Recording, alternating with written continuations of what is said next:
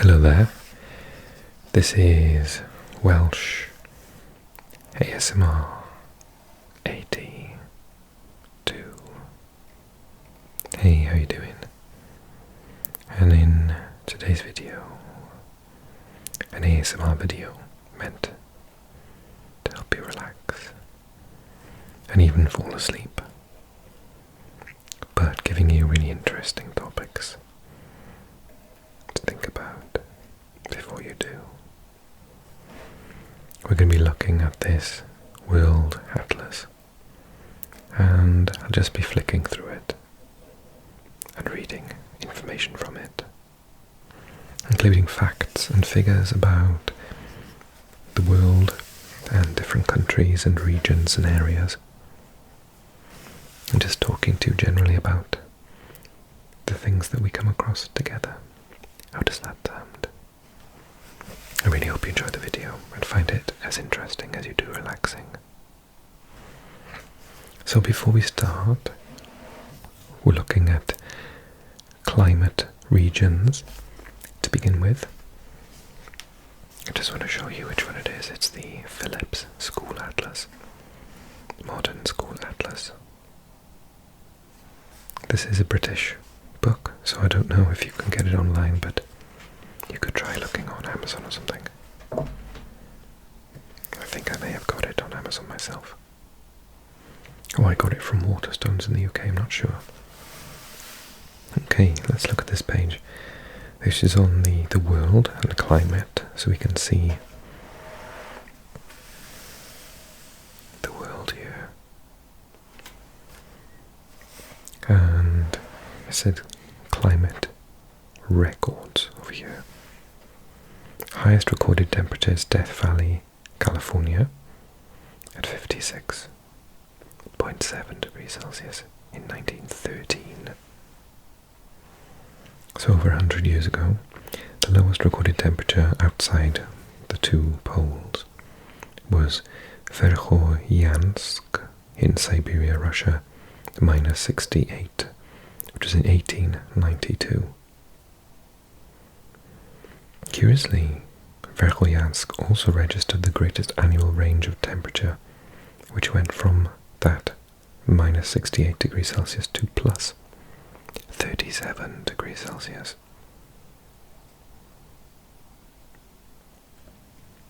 It talks about barometric pressure, the highest being Agatha in Siberia, and the lowest in Typhoon Tip, Guam. The driest place, Quillagua, which is in Chile, 0.5 millimeters of rain. It's around there, I think. Wettest place over the course of 12 months was Cherrapunji, Meghalaya, India, northeast India, with 26,000 millimeters of rainfall. Incidentally, Cherrapunji also holds the record for rainfall in 1 month at 2,930 millimeters, and that was in 1861. 1860 was the overall record. Highest recorded wind speed was Mount Washington, New Hampshire, in the US, at 371 kilometers an hour. I don't know what that is in miles per hour, but that's still very fast. It must be about 200 and something miles per hour, surely. And that was in 1934. This is 3 times as strong as hurricane force on the Beaufort scale. Wow, what was going on? The windiest place is Commonwealth Bay, George V, coast Antarctica, where gales frequently reach over 320 kilometers per hour. Crikey. And then these are all the different climates. There's a chart here. Red is rainforest climate. So you've got that there, obviously Borneo. Northern tip of Madagascar. Then you've got monsoon climate, savanna climate, steppe climate, desert climate. It's got the desert there in the Arabias, Pakistan, Afghanistan. Then you've got it here, the east of, not that small, east of China. I can't do with other countries. And Iran. Oh no, this is more Turkey, Azerbaijan. Yeah, there it is. Iran's there, so that's more Turkmenistan, I think. And then it goes down to dry winter climate, which is the light green here. And in parts of Southeast Asia as well. Dry summer climate, which is very much the Mediterranean, Turkey. Climate with no dry season. Most of the eastern part of the states, including a lot of Florida, the UK, Ireland, Iceland, France, Belgium, Netherlands, Denmark, parts of Poland.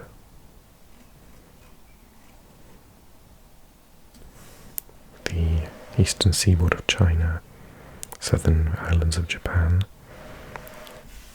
all of New Zealand and the most populated areas of eastern Australia. Dry winter climate that is mostly northern China here and Russia. Mongolia should be around here somewhere, I think. Climate with no dry season. Most of Siberia and Canada.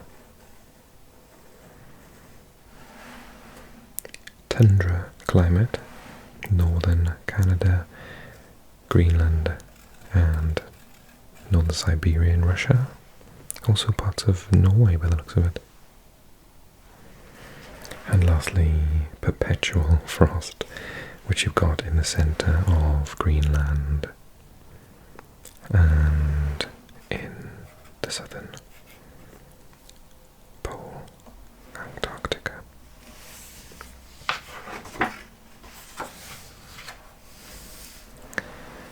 Let's just flick through. This is southeastern Brazil. What can we see here? So this is Salvador, Acaraju, the state of Espírito Santo, Vitória is there.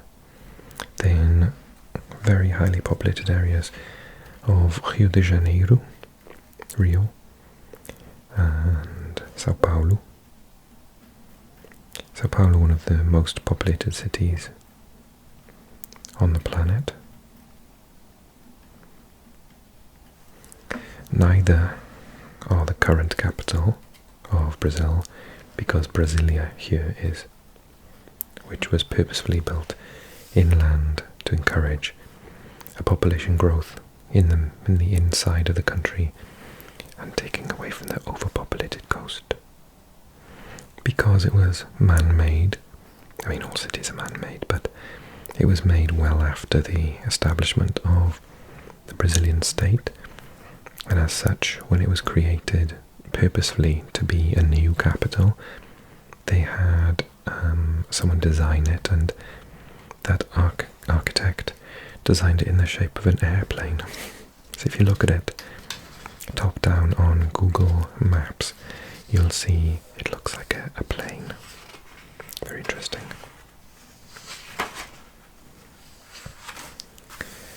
I've done an entire video on South America's climate, so you can check that out if you want to.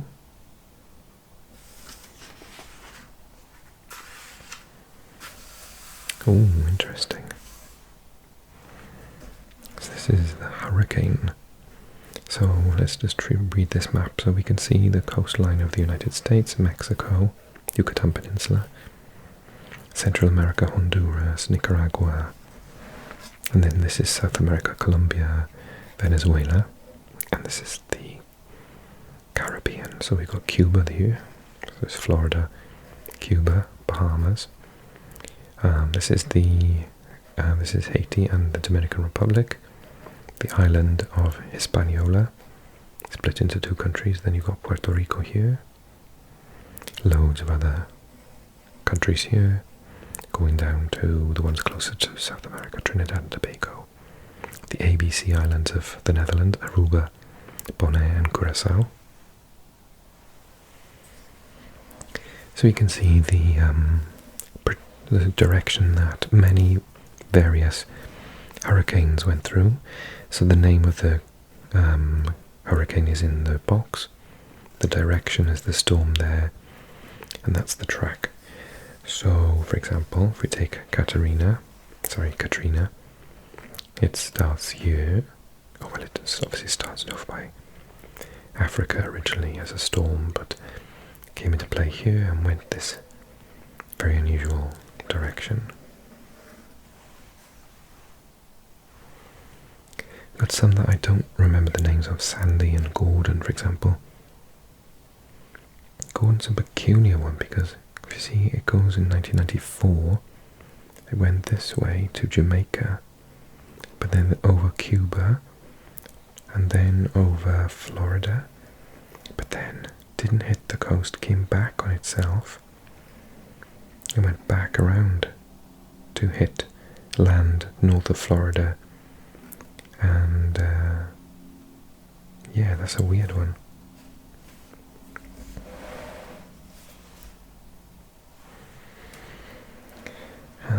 And it says here more about Katrina. Hurricane Katrina hit the USA's Gulf Coast on the 29th of August 2005. It was the costliest and one of the 5 deadliest hurricanes ever to strike the US. This satellite image shows the storm approaching the US coastline. Terrifying. Cross-section through a hurricane. So you've got the westerly path of the system, the energy from the warm sea over 27 degrees Celsius, which is why they tend to be in that sort of past summer, because I read somewhere that water holds heat really, really well, and so the warmest, so in the middle of the summer it still hasn't warmed up to its maximum. It's actually after the summer when it's stored the energy from the whole year as the rest of the world is starting to get colder. The sea is actually at its warmest and takes a long time to cool down over the winter, and so at the beginning of spring it's actually really cold again. So yeah, just after the summer, in the sort of September time, is when you get most of these, although this was 29th of August, so kind of ever so slightly early, but yes, the warm moist air spirals towards and around the eye of the hurricane, rising and cooling rapidly. Violent winds around 250 kilometers per hour. Gusty winds. They've got the calm eye. Dense cloud. Cirrus cloud, I think Cirrus. Cold air spirals outwards and descends. It's the vortex. Thunderstorms. Dense cloud. A total width 800 kilometers. Wow.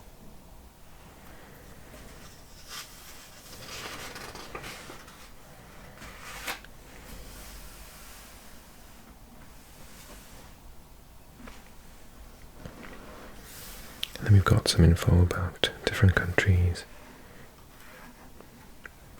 in the Caribbean. We have St. Lucia here, Barbados, and Jamaica.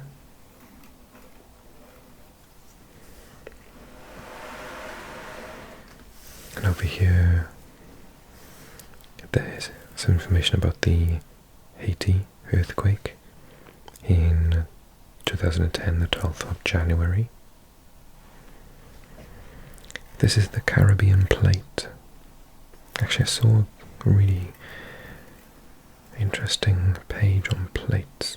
Maybe I'll turn to that one in a second. And it's got all of the active volcanoes, major and other, in this area, mostly down Mexico. The Panama plate apparently is here, the North Andes plate. So yeah, there's some pretty bad plate tectonics going on here.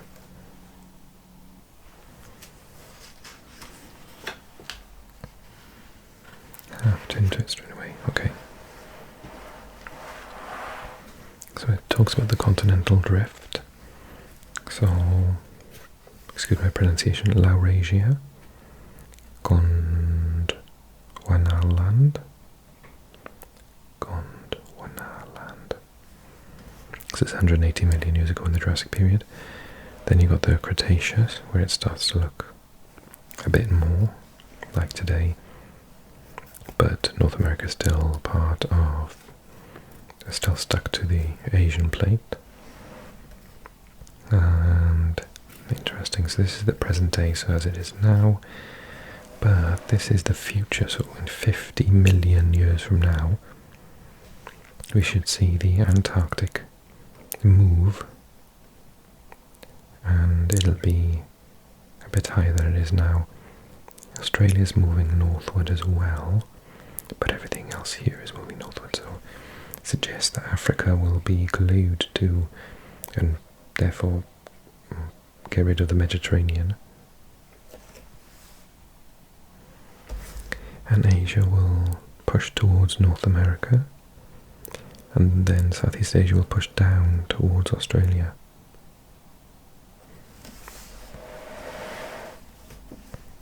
So you got the Eurasian plate, the African plate, the Antarctic plate, then the green one is the South American plate. Nazca plate is that side. The Cocos plate, Caribbean plate. I think could the red one be the Panama plate? The North American plate, Pacific plate, Philippine plate, Australian plate,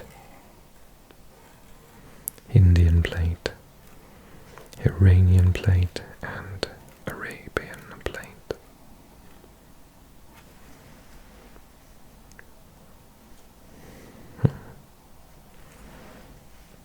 So it talks about the Ring of Fire.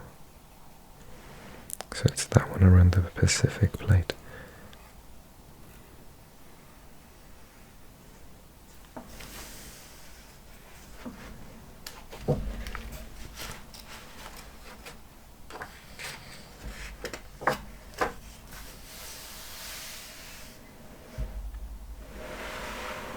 I want to point out little old Malta because we always spend so much time talking about much larger countries. So we got the island of Malta and the second largest island of Gozo, the capital being Valletta.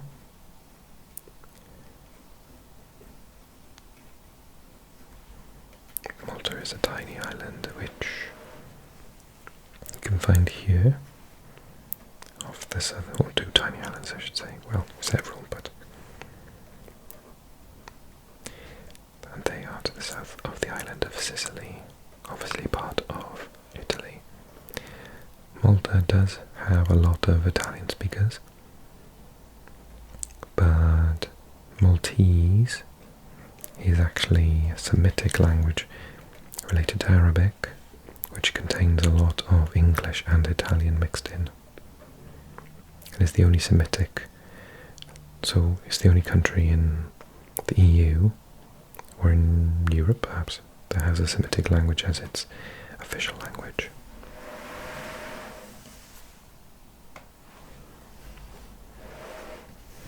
And then you've got the wonderful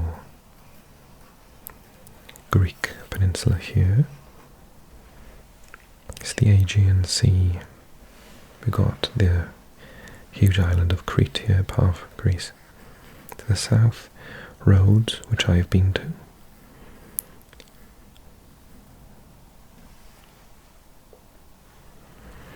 And then this is Turkey. But of course we can't forget that Turkey does have this section here on the European plate, because that there, the small channel which allows the Black Sea to go into the Sea of Marmara and therefore the Mediterranean eventually is separated. So the city of Istanbul on the Bosphorus is both sides. So this part here is still Turkey, even though it's in Europe. And it borders with Bulgaria and with Greece.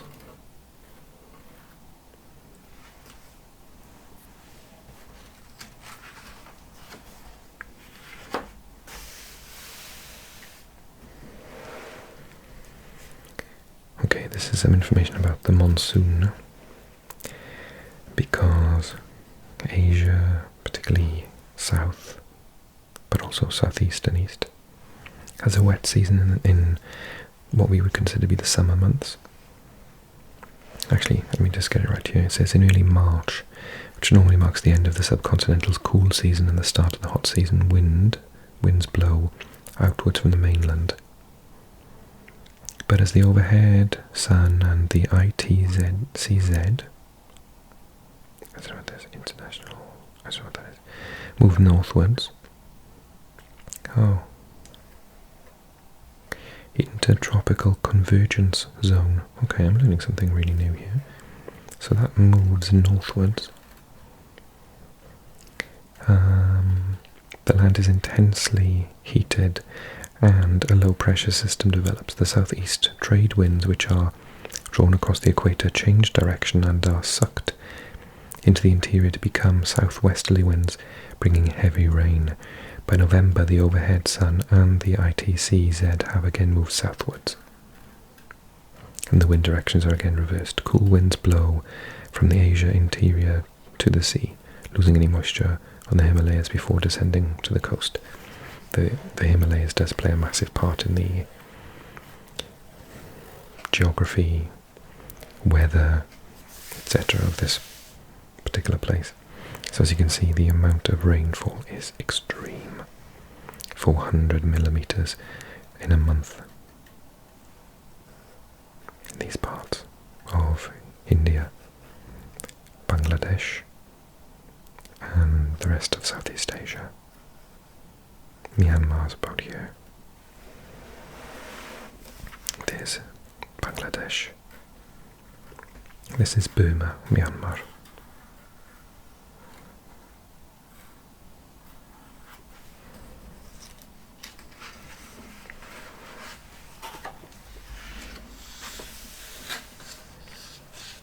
I think I've done a video on focusing on all of the details of Africa.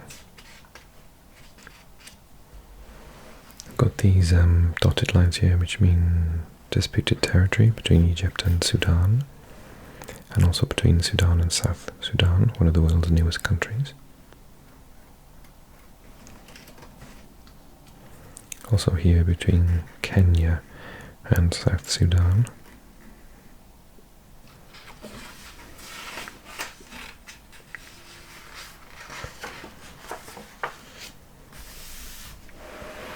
And then we've got Australia.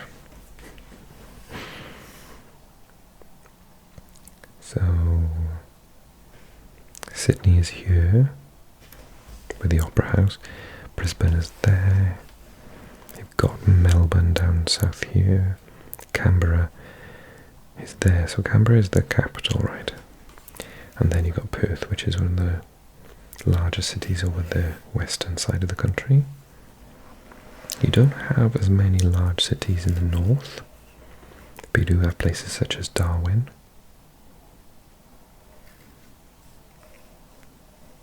And Cairns. But the greatest population seems to be located on this area here, Gold Coast, I believe. I actually have a cousin living on Tasmania, Hobart. This is the Bass Strait, apparently, King Island, Flinders Island and Furneaux Group. And then another place I have been to is New Zealand. Split into the North Island and the South Island. They have completely different temperatures and seasons and whatnot. It seems at times I landed in Auckland.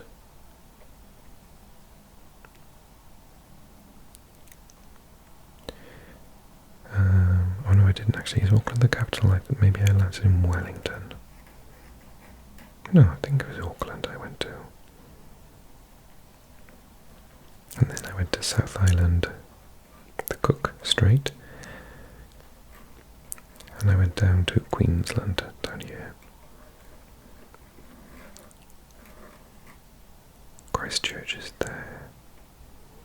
And then also part of New Zealand is Chatham Islands.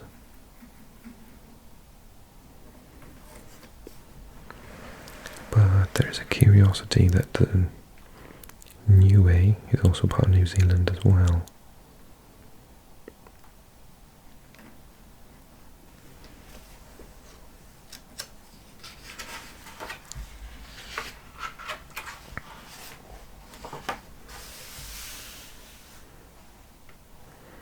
And then we got Canada.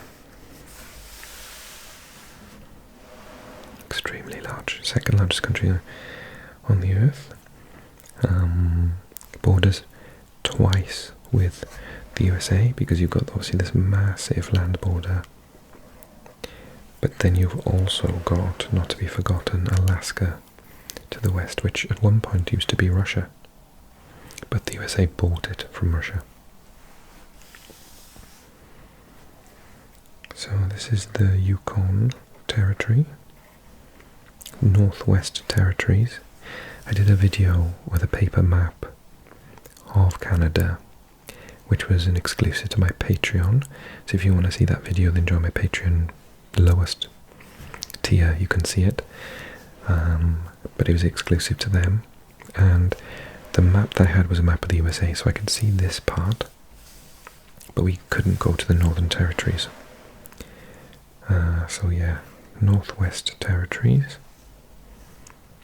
This is the Nunavut, the Baffin Island.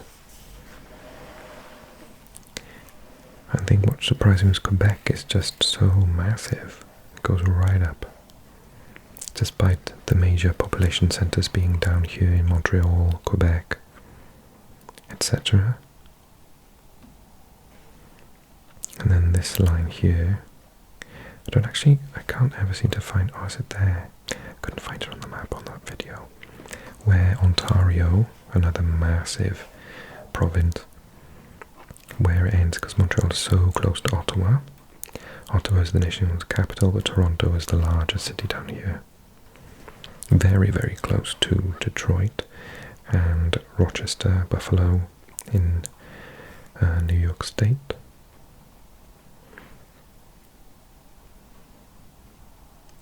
In fact, Canada at this point goes so low, so southernly.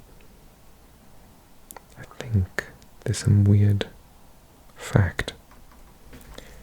I kind of want to say, but it sounds stupid saying it, but there are parts of California, because California is so massive. Let's see, before I say it and I feel stupid. So California finishes here, and if we, is that the highest point? Sacramento, San Francisco, then it's up there. So if that is the highest point, yeah, I kind of feel that the northernmost point of California might be higher than the southernmost point of Canada, which has to be the weirdest fact ever. You think Canada, you think snow, you think California, you think hot beaches. But California is so big.